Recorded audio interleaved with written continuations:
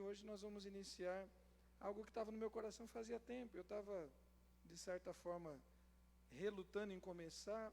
Entendo eu que é um dos textos mais difíceis, mas também mais profundos da Bíblia, que é o texto de Eclesiastes. E a gente vai em busca de sentido, em busca de razão, em busca da felicidade, através do texto bíblico, através da palavra de Deus, nesse livro tão fantástico que é o livro de Eclesiastes. Então abra sua Bíblia em Eclesiastes capítulo 1. Hoje a gente vai se concentrar menos no livro de Eclesiastes e vamos falar um pouquinho do autor dele. Vamos nos concentrar na vida de Salomão, tentar entender através da vida de Salomão o que o texto propõe, quais são as ideias. Essa é uma dica que eu sempre dou quando você vai estudar alguma coisa. Além de se debruçar no texto, tenta entender um pouco do contexto, um pouco da vida de quem escreveu, qual o momento emocional, espiritual, social daquela pessoa. Ajuda muito a gente entender. No texto bíblico não é diferente. Livro de Eclesiastes, capítulo 1. Palavra do pregador, filho de Davi, rei de Jerusalém. Palavra do pregador, filho de Davi, rei de Jerusalém. Vaidade de vaidades, diz o pregador, vaidade de vaidades, tudo é vaidade. Que proveito tem um homem de todo o seu trabalho, com que se fadiga debaixo do sol? Vamos orar? Um texto que, em determinado momento, ele nos deixa até, se você não tiver uma fé bem atribuída, ele te deixa até pessimista, porque ele coloca, por exemplo, o sábio na mesma condição do tolo, ele coloca o rico na mesma condição do pobre, e tem um momento assim, que é um dos absurdos do texto, que ele diz que o ser humano é igual aos animais, há o mesmo destino, e tem muita gente que fica espantado, como assim? A gente vai chegar lá, em dado momento, mas depois ele volta atrás, e diz que a alma do ser humano é essa volta a Deus, e a dos animais não. Mas há uma série de questões que nos intrigam. O Ed Renekiewicz, ele escreve um livro sobre Eclesiastes, ele chama o texto dele, o livro dele, de o livro mais azedo da Bíblia. A capa do livro é um limão, porque tem mesmo essa conotação. O autor faz uma análise dura, uma análise fria, uma análise bem crua e cruel da realidade humana. É o texto que tem menos romance, que tem menos encantamento. É um texto real, que coloca a gente literalmente com os pés no chão, fala da nossa humanidade. Mas se a gente não entender o contexto de Salomão, a fala dele pode mexer com a esperança de algumas, porque, de novo, é um texto que tem uma característica muito pessimista. É um texto de filosofia oriental. A gente está acostumado na escola, nos filmes, nas séries, uma pegada da filosofia ocidental. A gente estuda na escola a filosofia dos gregos para cá. E a gente meio que despreza, pelo menos na nossa matriz curricular, né? A gente despreza a filosofia oriental. Mas se os gregos ficam em evidência a partir do século VII, século VI, antes de Cristo, e principalmente século IV, com os clássicos, né? Sócrates, Aristóteles, Platão, essa turma aqui vem antes. Moisés, que também é um pensador, vem muito tempo antes dos gregos, e Salomão também. Salomão está num recorte do século X antes de Cristo. Então, alguns pensamentos que surgem aqui estão 400 anos, 500 anos à frente dos gregos. E aí tem um dos problemas desse escrito, porque alguns entendem que esse escrito não seria da época de Salomão, mas teria sido compilado depois, justamente na fase helênica, na fase grega, quando os judeus estavam sendo influenciados. Então, na cabeça de alguns autores, essas intrigas, essas críticas, essas reflexões que o pensador de Eclesiastes põe, não seriam própria do judeu, mas seria própria dos gregos. Como se antes dos gregos outros não tivessem pensados. Além dos próprios judeus, a gente tem os persas. Além dos persas, a gente tem os arábicos, tem os chineses, que também vêm muito tempo antes fazendo pensamento e refletindo e buscando sentido e felicidade. E é interessante como isso é importante na nossa humanidade. Mas vamos entender, primeiramente, essa história do pensador. Porque se há uma crítica que coloca esse texto no século II, ou seja, depois de Sócrates, Aristóteles e Platão, a gente viu que o autor se apresenta. E ele declara com todas as letras, palavra do pregador, filho de Davi, rei de Jerusalém. Davi até teve muitos filhos, mas que reinou no seu lugar. Foi apenas um. Então nós aceitamos esse texto como um texto prioritariamente de Salomão. Pode ter outros provérbios de outras pessoas? Até pode.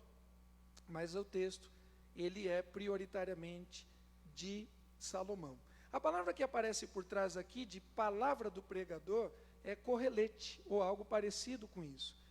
O Eclesiastes, que é uma palavra grega, ele tem na sua raiz o eclésia, da onde vem igreja.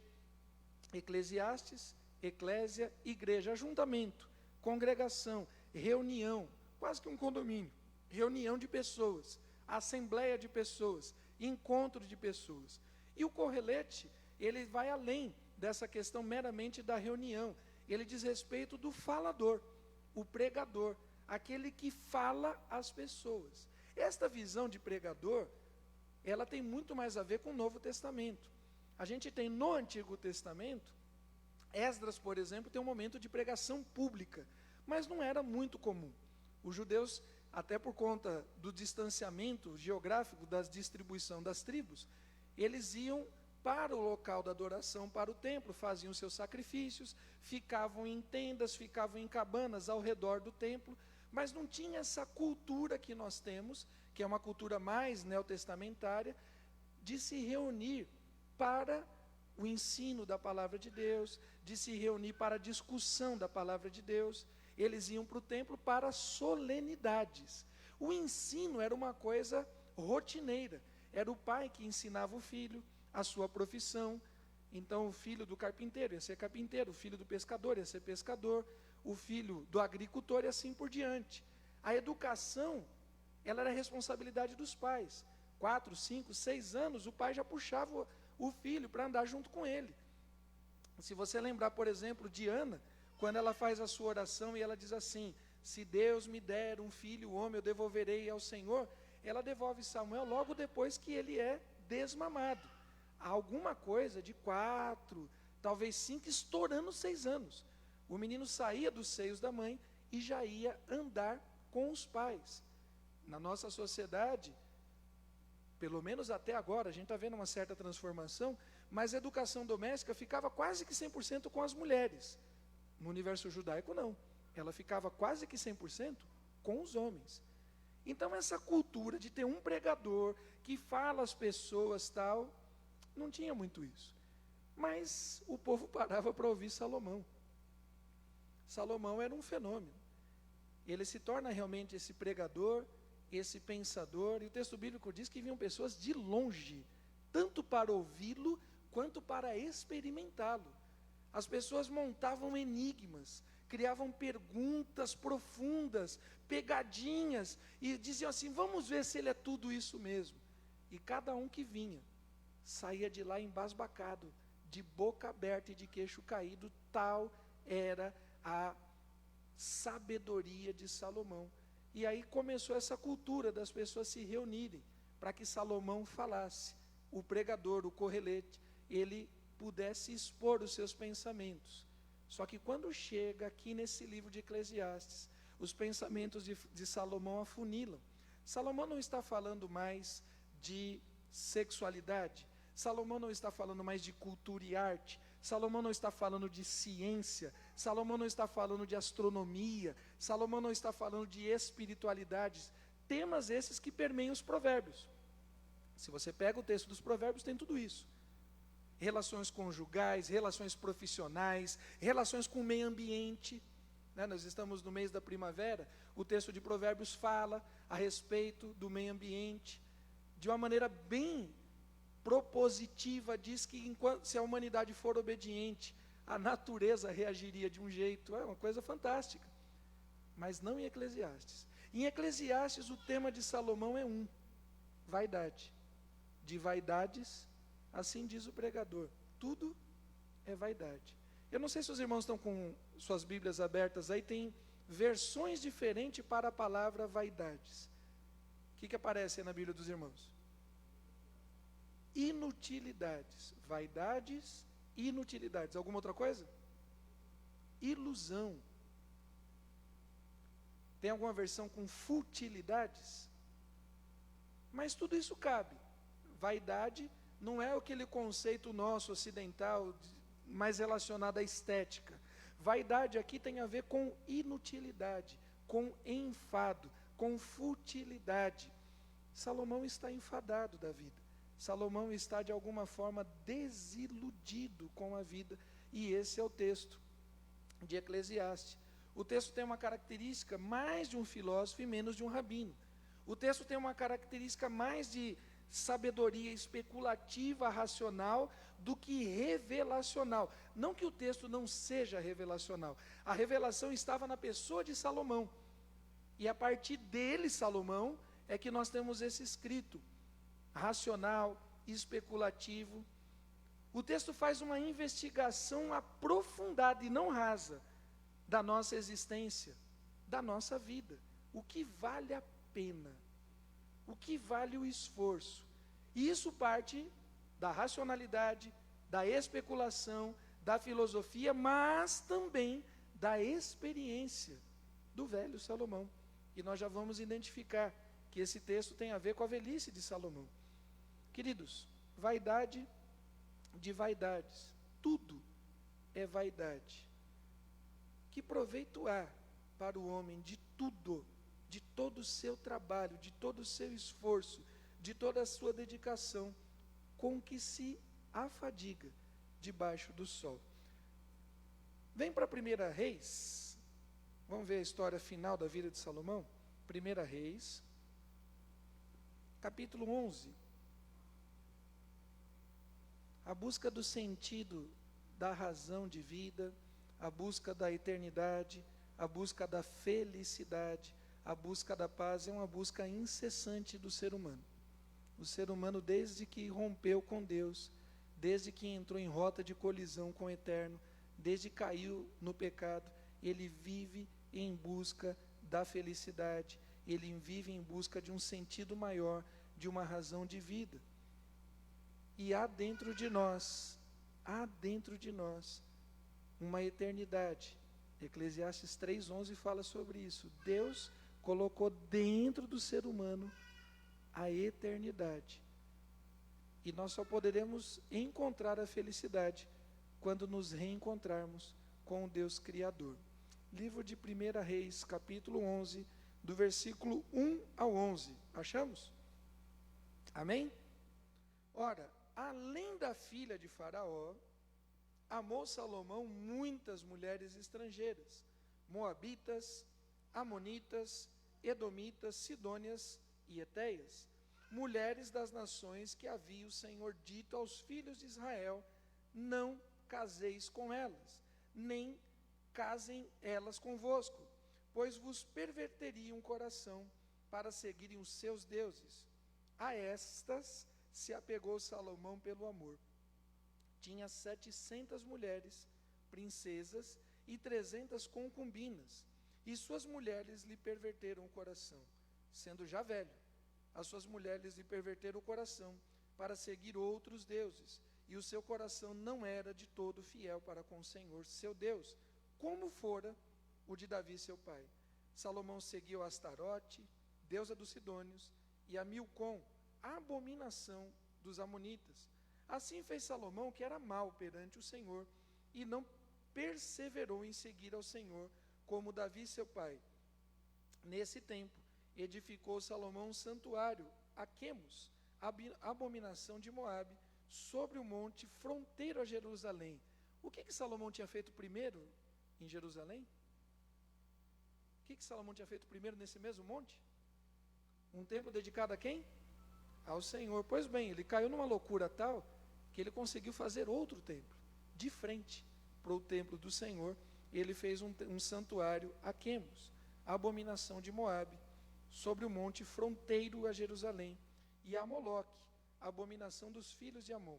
Assim fez para com todas as suas mulheres estrangeiras, as quais queimavam incenso e sacrificavam a seus deuses, pelo que o Senhor se indignou contra Salomão, pois desviara o seu coração do Senhor, Deus de Israel, que 2 vezes, olha o destaque, 2 vezes lhe aparecera. E acerca disso lhe tinha ordenado que não seguisse a outros deuses. Ele, porém, não guardou o que o Senhor lhe ordenara. Por isso disse o Senhor a Salomão: visto que assim procedeste, e não guardaste a minha aliança, nem os meus estatutos que mandei, tirarei de ti este reino e darei ao teu servo. Queridos, primeira coisa para a gente entender o texto de Eclesiastes é entender o momento de Salomão, pregador, filho de Davi, rei de Jerusalém. Nós precisamos entender em que contexto que Salomão escreve essas coisas. Passa mais um aí. O pregador, filho de Davi, o rei de Jerusalém, estava ele mesmo perdido em vaidades. Vamos ler o texto de Mateus 7, de 1 a 3? Não julgueis, pois com o critério com que julgardes, sereis julgados, e com a medida com que tiverdes medido, vos medirão também. Porque vês tu o argueiro no olho do teu irmão, porém não reparas na trave que está no teu próprio. Salomão se perdeu na sua muita sabedoria, ele se envaideceu ao ponto de não perceber que ele, Salomão, estava envolvido em vaidades. Salomão não desobedece a Deus por ignorância. Salomão desobedece a Deus absurdamente consciente. Quando ele começa a casar com todas aquelas princesas dos países ao redor, fazendo algo que Deus não pediu para ele, nós temos pelo menos 2 grandes possibilidades. A primeira é a política diplomática. Ao invés de puxar uma espada, como Davi, seu pai, puxou inúmeras vezes diante de situações adversas, Salomão preferiu unir-se e casar-se. Será que a gente não age muitas vezes assim? A gente quer evitar uma batalha, evitar uma guerra, e a gente consente com o pecado, a gente assente com o pecado, e a gente faz acordos e conchavos. Pode ser uma das possibilidades de tantos casamentos, diplomacia, conchavos. A segunda grande possibilidade, não tenha dúvida, vaidade. A questão de ser um grande rei, de ser um grande construtor, de ter um grande exército que ele nem usava. Vamos ser bem sinceros, Salomão foi um grande frouxo, não pegou na espada nenhuma vez. Davi deixou todas as fronteiras estabelecidas em paz, e quando houve necessidade de repente se posicionar militarmente falando as suas fronteiras, ele preferiu fazer acordos, ele preferiu fazer conchavos. Mas a vaidade de ter um harém de mulheres, como talvez outros reis vizinhos tivessem, talvez tenha aguçado o coração de Salomão. O texto realmente não é claro por que Salomão casou tantas vezes, mas essas 2 dúvidas ficam para a gente. Será que foi covardia, medo de entrar em batalha, comodismo, preguiça, o ócio em excesso do pensador, o sábio que fica ali pensando, refletindo, mas não quer entrar na prática da batalha? E como ele era mais sábio do que os outros reis, ele propõe acordos, ele faz conchavos, ele cria situações, porque não tenha dúvidas, qualquer acordo que Salomão fizesse, ele escreveria um acordo melhor do que os seus adversários, porque Salomão era o pregador, Salomão era o correlê, Salomão era o sábio. Mas o que Deus exigia, talvez em algum momento, fosse que ele saísse de uma vida especulativa e entrasse numa vida prática em algumas questões, e Salomão abriu mão. Salomão, como pregador, como sábio, ele estava cercado de pessoas que queriam ouvi-lo, mas também ele precisaria influenciar essas pessoas nas suas práticas de vida. Um outro filósofo que vem muito tempo depois de Salomão, esse mais conhecido nosso, porque a gente acaba estudando ele, Sócrates vai dizer, a necessidade do conhecer a si mesmo. Conheça-te a ti mesmo. Talvez Salomão conhecesse de tudo. Conhecesse dos conchavos políticos, conhecesse de acordos, de diplomacia, conhecesse de táticas. Talvez Salomão conhecesse de arquitetura, de engenharia. Ele faz um grande templo, ele constrói um grande palácio. Talvez Salomão conhecesse bastante de veterinária, de agricultura. Ele tem muitos carros, ele tem muitos cavalos. Salomão conhecia muito de muitas coisas, mas Salomão não conhecia a si mesmo.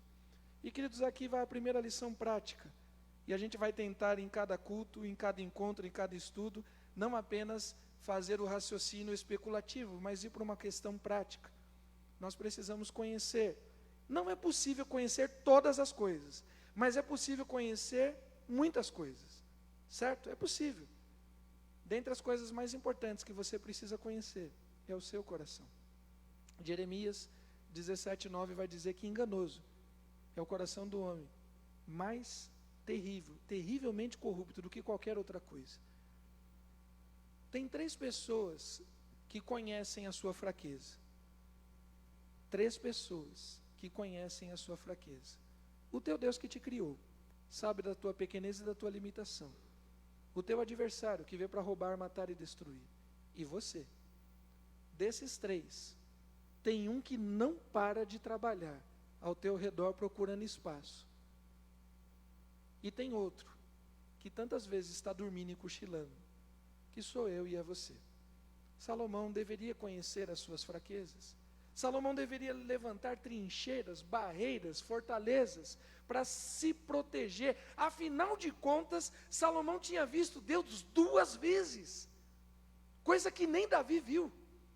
Você consegue entender isso? Salomão viu presencial a Deus 2 vezes, coisa que nem o seu pai viu.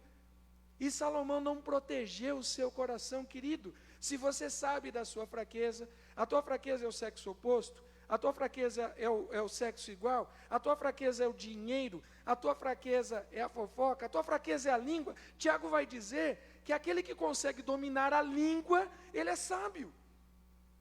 Aquele que não tem sabedoria, diz Tiago, busque, peça a Deus, que Deus dá e não lança na cara.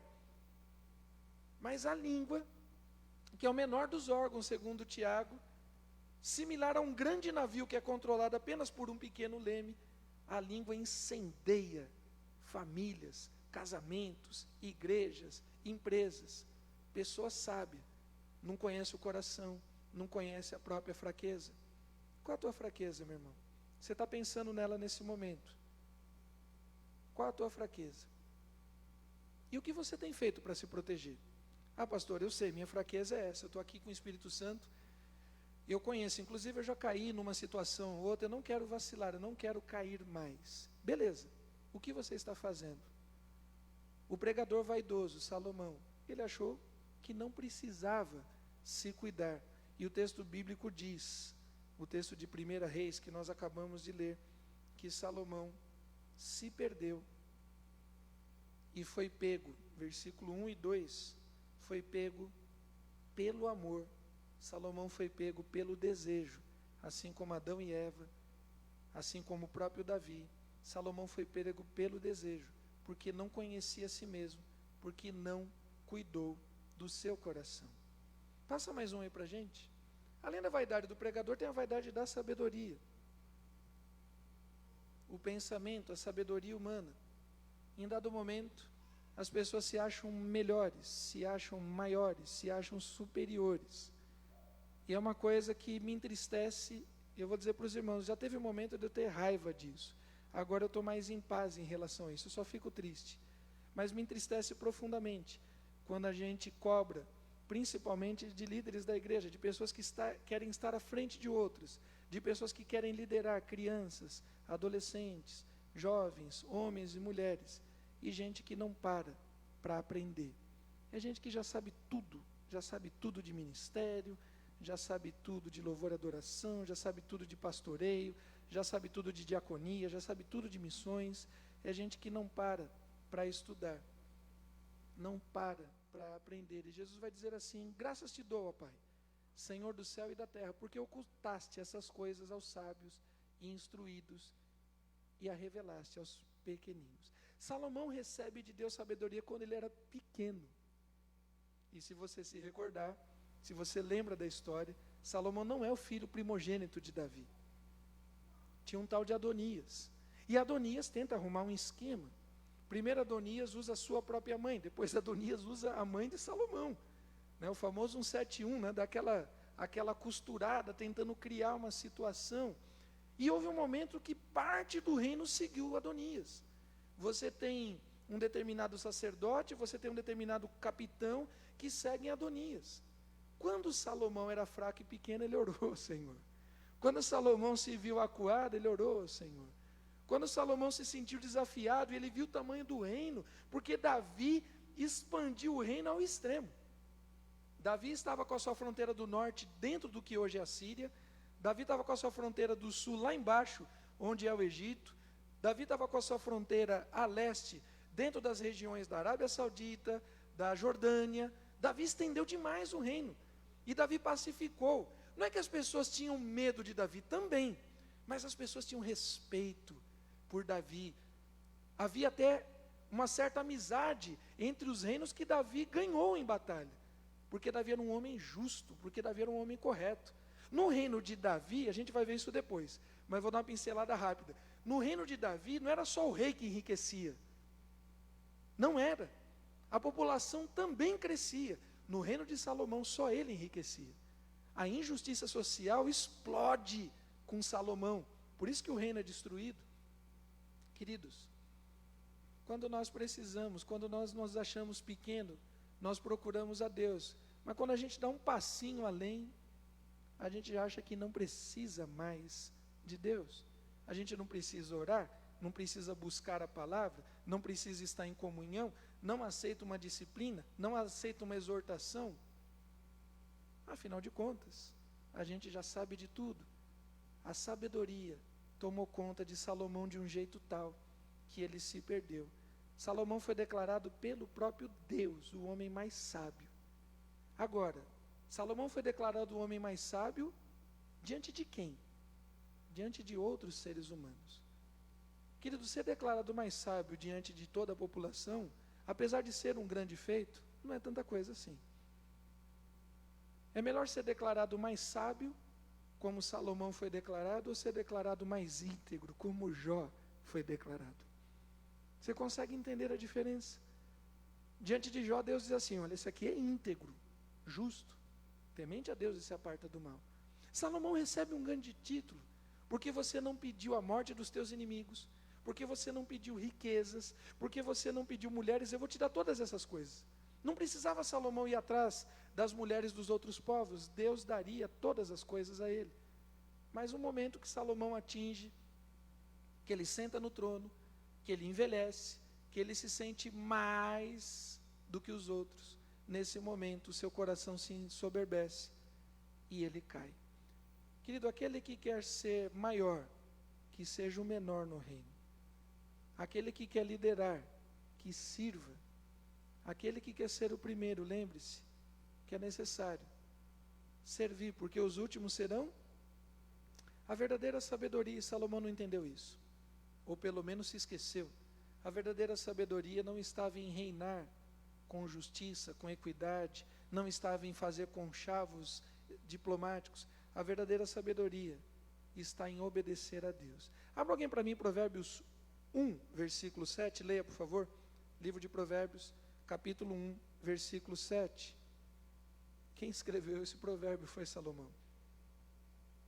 O temor do Senhor é o princípio do conhecimento, da sabedoria. Salomão, aceita o teu próprio conselho. Os loucos desprezam a sabedoria que vem do temor do Senhor. Paulo também era filósofo. Diferente de Salomão, que ganha o pensamento filosófico de presente de Deus, Paulo precisou estudar para ser filósofo. E Paulo compreende de uma maneira tão profunda a necessidade de cuidar do próprio coração, a necessidade de entender mesmo que a sabedoria humana é limitada. É o mais sábio entre os homens, tem um limite. É o mais sábio dentre os homens. Quando a gente fala do nosso testemunho, que nós precisamos ser sal e luz, se a gente apagar todas essas luzes que estão aqui nesse salão e acender apenas um fósforo, já dá para contemplar o meu rosto com um fósforo aceso. Porque diante das trevas, qualquer luz se destaca.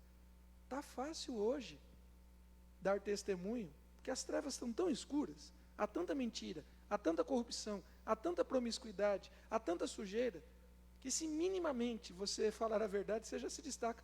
Vira reportagem da televisão. Motorista do Uber, motorista de táxi, achou uma carteira e devolveu. Você fala, nossa, que coisa impressionante. Aí tem um Globo Repórter, nessa noite vocês verão onde estão os taxistas, os motoristas, né? Onde nascem, como se multiplicam, né?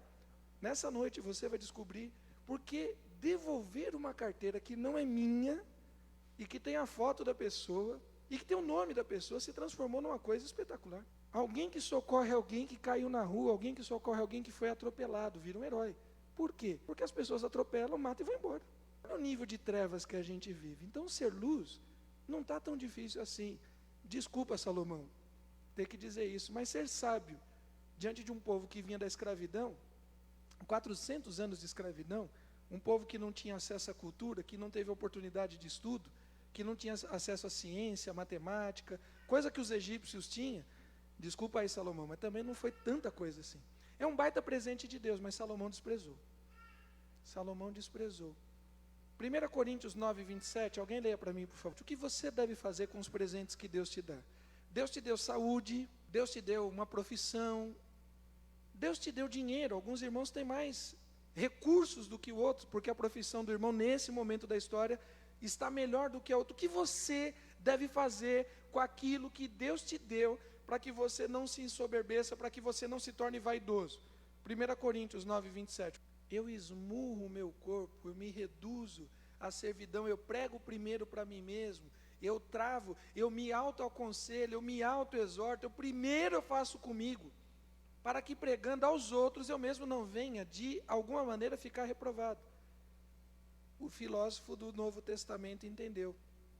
Em dado momento, Paulo vai dizer a respeito das suas insígnias, a respeito dos seus diplomas, a respeito das suas características. E ele diz assim: eu reporto tudo isso como lixo, como refúgio, como esterco. Eu deixo tudo isso de lado para poder alcançar a Cristo, pelo qual eu também fui alcançado. Salomão, talvez ele tenha se perdido e achado que a sabedoria humana era suficiente. Querido, não é a sabedoria humana que nos aproxima de Deus. Não é o estudo, nem o teológico. O que nos aproxima de Deus é um coração sincero. E nesse sentido, Davi deu de 10-0 na sabedoria de Salomão. Porque Davi rasgava o seu coração e chorava diante de Deus.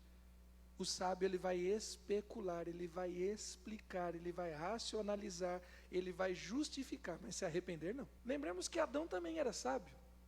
Adão foi o homem mais sábio da terra. Com exceção de Jesus, Adão foi mais sábio que Salomão.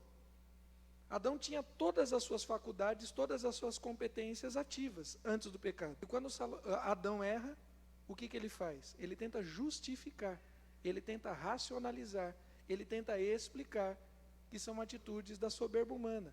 Ah, Senhor, mas a mulher que tu me deste. Ah, Senhor, mas isso e aquilo. Caim a mesma coisa. E quando chega no Novo Testamento, a gente tem o fariseu e o publicano. E o publicano batendo no peito: Senhor, tem misericórdia de mim, porque eu sou pecador. Querido, a tua sabedoria, o teu diploma, a tua saúde, o teu carro, a tua conta bancária, todos os bens materiais e imateriais que Deus te deu, só tem sentido se for para adorar a Deus servindo ao próximo. E nós vamos descobrir adiante que Salomão nem estava adorando a Deus, isso já ficou claro. Ele estava montando o santuário para Quemos, estava montando os santuários para Malcom, e ele não estava servindo ao próximo. A sabedoria de Salomão deixou de ser útil ao seu próximo. E aí Deus toma mesmo. Deus toma mesmo. O que Deus nos dá é para servir ao outro. E se você não usa isso, Deus toma. Por isso que tem tanta gente que tão rápido enriquece e tão rápido empobrece, desculpe. Por quê?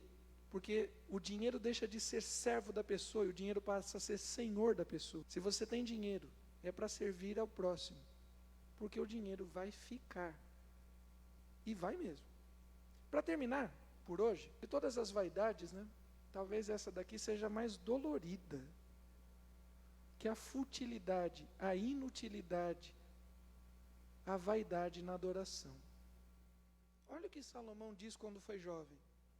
Vamos ler 2 Crônicas 6,18? Mas, de fato, habitaria Deus com os homens na terra? Eis que os céus e até o céu dos céus não te podem conter, quanto menos esta casa que eu edifiquei. Quando ele terminou a obra, e quando você vê o texto bíblico, vou até pegar aqui para não chutar e errar a quantidade, deixa eu ver se eu tenho anotado aqui fácil. Quando Salomão termina de edificar a casa que ele tinha consagrado a Deus, quando Salomão termina o seu projeto, que foi um projeto de anos, edificando tanto a casa dele, quanto o templo ao Senhor, ele olha para tudo aquilo e diz assim, não cabe Deus. Olha, ficou lindo, ficou excelente, ficou maravilhoso, mas Deus não cabe, porque Deus é maior, porque Deus é melhor, porque Deus é soberano, nada comporta a presença de Deus. 2 Crônicas 8, diz assim, ao fim de 20 anos, tendo Salomão terminado a casa do Senhor e a sua própria casa, 20 anos de construção, sem os equipamentos eletrônicos, sem planilhas, sem máquinas que fazem corte perfeito, mas fez algo suntuoso, fez algo maravilhoso, que tem pedras preciosas, que é refinado com ouro, coberto com ouro, que tem uma fundação excelente. Ele olha para tudo aquilo e diz, isso não é nada, isso é pequeno, grande é o Senhor. E as pessoas passavam e diziam assim, olha que templo maravilhoso, ele vai dizer, maravilhoso é o Senhor. Nós vemos que essa doença da vaidade na adoração está lá no Novo Testamento. Perto da morte de Jesus, passando, os discípulos chamam a atenção de Jesus. Nossa, Senhor, dá uma olhada nesse prédio, veja que maravilha. Já nem era o prédio original, já era o terceiro templo, já teve a construção do segundo e ainda teve a reforma de Herodes, era um terceiro templo. E os discípulos ali de queixo caído, vede, Senhor, essas pedras. E Jesus está dizendo isso? Em verdade vos digo, que não ficará pedra sobre pedra. E as pessoas colocando a sua adoração em coisas que não são, porque somente Deus é. Mas Salomão novo, ele entendia isso. Ele vê o templo, ele vê a riqueza, ele vê a quantidade de servos, ele vê tudo aquilo e diz assim, Deus é maior que tudo isso. Mas quando Salomão envelhece, o seu coração de adorador já não é mais o mesmo. E a gente começa a desprestigiar algumas coisas, já não vale mais a pena. O nosso culto se transforma em mera ritualidade. Teve um momento que eu e você vínhamos para um culto de ceia de um jeito. Agora a gente vem de qualquer jeito. Teve um momento que eu e você, a gente vinha para uma vigília num propósito. A gente agora vem de qualquer jeito. Teve um momento nas nossas vidas que a nossa adoração com os nossos valores financeiros era de um formato. Agora, a gente dá o que sobra, a gente não dá, a gente questiona, a gente é sábio, a gente especula, a gente racionaliza a questão do dízimo e das ofertas. Afinal de contas, esse assunto é do século lá de Salomão, a gente está no século 21, a gente é outra coisa. E a nossa adoração passa a ser humana, passa a ser carnal, passa a ser especulativa, passa a ser meramente ritualística, e a gente se torna em vaidade, em inutilidade. Abre alguém para mim aí. Está no texto principal, né? Deixa eu voltar aqui, 1 Reis 11 de novo. Olha o versículo 4. Sendo já velho, suas mulheres lhe perverteram o coração, para seguir outros deuses, e o seu coração não era de todo fiel para com o Senhor. O seu coração não era inteiro, a sua adoração não era inteira. Será, querido, de novo, vamos sair da especulação e vamos para a vida prática. Será que a nossa adoração tem sido inteira ao Senhor? Quando a gente pensa em tempo, quando a gente pensa em disposição, esforço físico, quando a gente pensa em dons e talentos, quando a gente pensa em recursos financeiros, quando a gente pensa na nossa família, quando a gente pensa, será que a adoração não é só vir no culto, 1h30, 2 horas, levantar a mão, pular da glória a Deus e aleluia, tem muito mais do que isso. E só tem sentido pular da glória a Deus e aleluia se a adoração na semana, ela foi inteira, e Salomão não tinha o seu coração totalmente fiel. E não existe uma coisa mais ou menos fiel. Salomão passa a seguir a outros deuses que não via. nem conhecia antes, porque Salomão parou de ver a Deus. Salomão viu a Deus 2 vezes. Quando Salomão parou de ver a Deus, ele começa a ver qualquer outra coisa. Quem que você tem visto, querido, na sua adoração? Se você não vê a Deus, se você não vê o Cristo ressurreto, se você não vê a volta de Jesus, a esperança da sua glória, você vai achar adoração em qualquer outra coisa.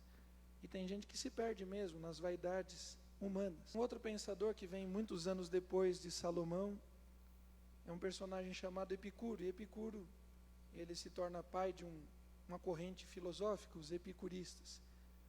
Os epicuristas, eles têm algumas particularidades, até difícil de interpretar a maneira com que eles pensam a felicidade, que eles pensam a vida. Porque ao mesmo tempo que eles negam os prazeres corpóreos, não quer dizer que eles sejam contra os prazeres corpóreos. Eles não negam a existência da matéria, porque tem outras linhas filosóficas que vão colocar a matéria estritamente como algo ruim. Não é necessariamente o caso dos epicuristas, ou epicureus. Mas uma das falas de Epicuro é muito interessante. Ele diz o seguinte: nada é suficiente para quem o suficiente não é o bastante. Nada é suficiente, nada satisfaz para aquele que não tem satisfação. Salomão perdeu o seu prazer na lei do Senhor. Lá no Salmo de número 1, versículo 2, vai dizer: antes tem o seu prazer na lei do Senhor, e na sua lei medita dia e noite. Quando você perde a satisfação, a alegria, o prazer nas coisas do Senhor, nada vai te ser suficiente. Aí não adianta o cego enxergar, o coxo andar, não adianta milagres. Ninguém viu mais milagre do que a geração que saiu do Egito, e aquela geração não entra na terra prometida, porque nada satisfazia eles. Epicuro: nada é suficiente para quem o suficiente não é o bastante. E a gente vai ver em Eclesiastes que Salomão teve simplesmente atendido todos os desejos humanos. Quando se pensa em felicidade humana, o que as pessoas buscam? Me ajudem aí. Onde que se busca a felicidade? Carro, nos bens, nas posses. Salomão tinha isso? Sim ou não? Tinha, mas não encontrou felicidade.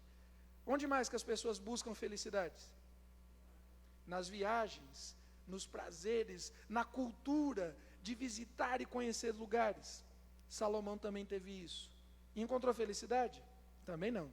Onde mais que o povo busca felicidade? No status, né? Agora a tal da lacração, tá, milhares de seguidores e tal, não sei o quê. Salomão tinha isso, as pessoas vinham de longe. Lembra da história da rainha de Sabá? De longe. Vem com a comitiva, um monte de gente, um monte de presentes, simplesmente para ouvir Salomão. Salomão tinha status social elevado. Onde mais as pessoas buscam felicidade? Em pessoas. A pessoa, quando tem dinheiro, quando está bem, ela é cercada, né? E Salomão era cercado de gente babando ovo ali para ele, porque ele era o cara daquela geração. O que mais? Onde as pessoas buscam felicidade? No amor, tanto no amor da amizade, do relacionamento fraterno, tal, quanto do amor erótico, o amor sexual. Salomão tinha ambos. Vai ter um determinado momento que ele vai dizer que ele era o filho amado do seu pai, e ele tinha todas as possibilidades de uma vida sexual que os homens buscam na sua vaidade. Onde mais as pessoas buscam felicidade? No dinheiro, nas riquezas, na sabedoria. Salomão tinha tudo isso. E ele olha para a vida dele e diz assim: olha, nada tem sentido debaixo do sol. Vaidade de vaidades.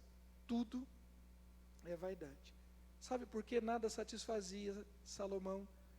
Segundo Agostinho, nós fomos criados com uma necessidade de Deus, e nós só seremos satisfeitos quando nos encontrarmos, quando nos relacionarmos com o próprio Deus. Um abismo chama outro abismo. Se você continuar buscando felicidade onde ela não existe, onde ela é vaidade, nula, ilusão, você vai continuar cavando um poço sem fim, porque a verdadeira felicidade só se encontra em Deus. O que nos basta? Epicuro vai dizer: nada é suficiente para quem o suficiente não basta, para o que o suficiente não é o bastante. O que nos basta? A graça. A graça nos basta. Querido, não precisamos de carros para alcançar felicidade. A gente precisa de carro para chegar a algum destino. Você precisa de um carro para chegar até algum lugar. Pode ser seu, pode ser emprestado, pode ser público, coletivo. Você precisa de um carro para chegar a algum lugar. Você não precisa de sexo para encontrar a verdadeira felicidade. Você precisa de sexo para atender, para satisfazer desejos humanos, carnais, psíquicos. Mas para encontrar a verdadeira felicidade, você não precisa do sexo. Você não precisa de dinheiro para encontrar a felicidade. Você precisa de dinheiro para comprar coisas, para sobrevivência dentro de um sistema capitalista que nós vivemos. O dinheiro é útil para essas coisas, não para te fazer felicidade. Felicidade você só encontra acima do sol, porque debaixo do sol tudo é vaidade.